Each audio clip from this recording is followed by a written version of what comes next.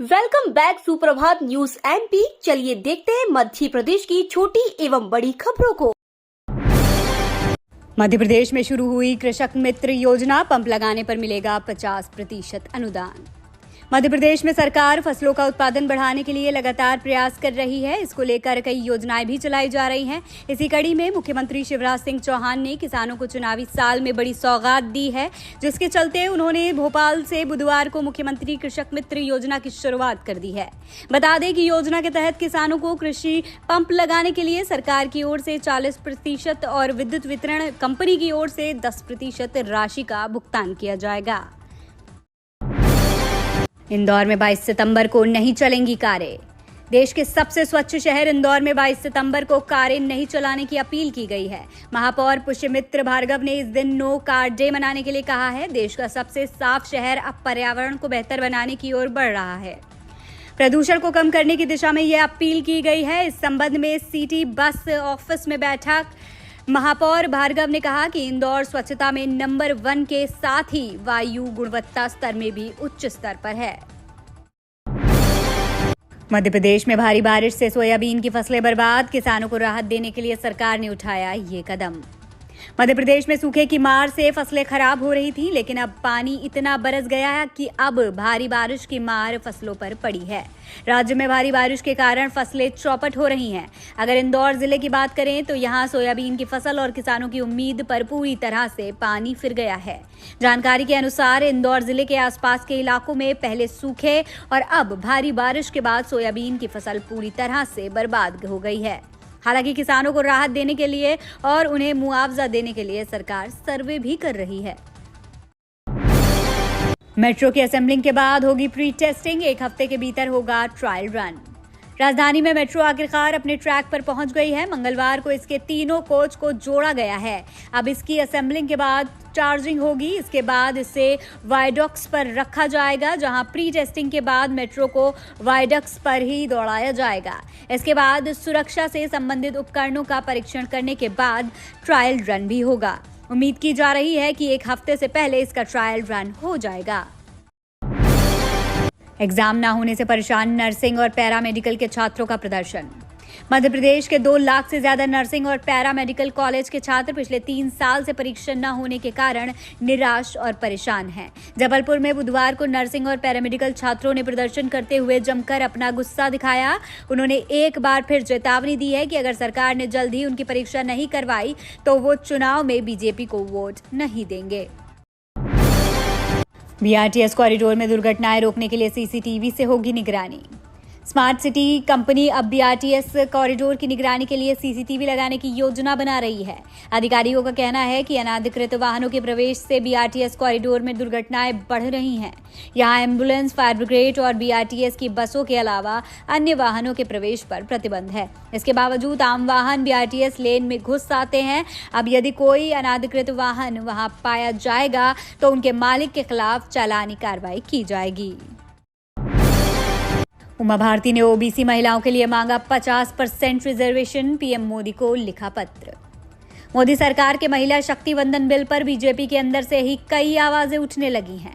मध्य प्रदेश की पूर्व मुख्यमंत्री उमा भारती ने महिला शक्ति वंदन बिल पर स्वागत करते हुए इसमें ओबीसी वर्ग की महिलाओं के लिए 50% आरक्षण की पैरवी की है। उमा भारती ने इसके लिए प्रधानमंत्री नरेंद्र मोदी को पत्र भी लिखा है। उमा भारती ने बिल के वर्तमान मसौदे पर भी चिंता जाहिर की है। एमपी विधानसभा चुनाव के लिए बीजेपी की दूसरी लिस्ट तैयार। मध्य प्रदेश में विधानसभा चुनाव को देखते हुए भारतीय जनता पार्टी और कांग्रेस के नेताओं को विधानसभा चुनाव के प्रत्याशियों की सूची का इंतजार है। बीजेपी अपनी एक और सूची तैयार कर चुकी है। ये सूची 25 सितंबर तक जारी करने के संदेश भी मिल चुके हैं। हालांकि पार्टी के नेता औपचारिक रूप से अभी कुछ भी बोलने को तैयार नहीं है। बीजेपी के सूत्रों के मुताबिक 25 सितंबर के पहले कभी भी सूची जारी हो सकती है। इस सूची में 40 से 60 प्रत्याशियों के नाम घोषित किए जाएंगे। 22 सितंबर को सीएम शिवराज उज्जैन में करेंगे महाकालेश्वर अन्य क्षेत्र का लोकार्पण। मुख्यमंत्री शिवराज सिंह चौहान का 20 सितंबर को उज्जैन आना स्थगित हो गया है। वे अब 22 सितंबर को आएंगे और महाकाल मंदिर पहुंचकर मार्ग पर बने महाकालेश्वर अन्न क्षेत्र में एक दूध वन पार्किंग स्थल का लोकार्पण करेंगे। 2250 कमरों का भक्त निवास, नया फैसिलिटी सेंटर 3 और नीमनवासा में प्लास्टिक क्लस्टर बनाने को भूमि पूजन करेंगे। उनके कार्यक्रम में संभागीय ITI भवन और विक्रमादित्य शोधपीठ के नए कार्यालय का लोकार्पण भी जोड़ना प्रस्तावित है। कॉलेजों में अतिथि विद्वानों की नियुक्ति के लिए चॉइस फिलिंग शुरू। उच्च शिक्षा विभाग द्वारा प्रदेश के शासकीय कॉलेजों में प्राध्यापकों के रिक्त पदों पर अतिथि विद्वानों को नियुक्त करने की प्रक्रिया शुरू हो गई है।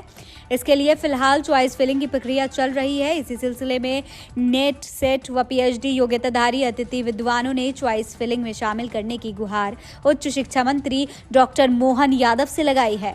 अतिथि विद्वानों ने मंत्री को अपनी वर्षों पुरानी मांग को पूरा करने के लिए ज्ञापन भी सौंपा है। पहले इंदौर SFA चैंपियनशिप के लिए 5000 एथलीट से अधिक रजिस्ट्रेशन।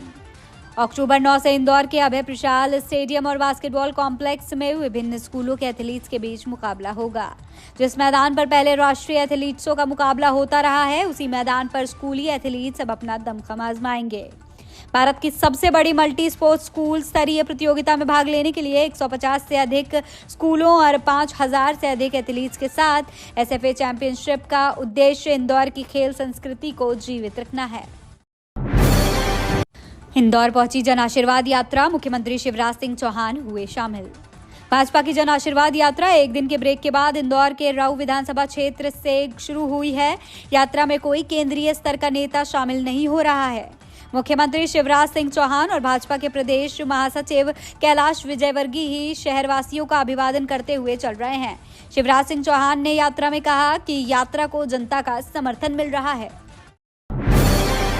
भोपाल में डेंगू का कहर, 9 इलाकों में मिले 50 से ज्यादा मरीज। राजधानी भोपाल में धीरे धीरे डेंगू का कहर बढ़ता जा रहा है। भोपाल के 9 इलाकों में डेंगू का अलर्ट जारी कर दिया गया है। इन क्षेत्रों में 50 से ज्यादा डेंगू के मरीज मिल चुके हैं। सबसे ज्यादा मरीज ईदगाह हिल्स क्षेत्र में मिले।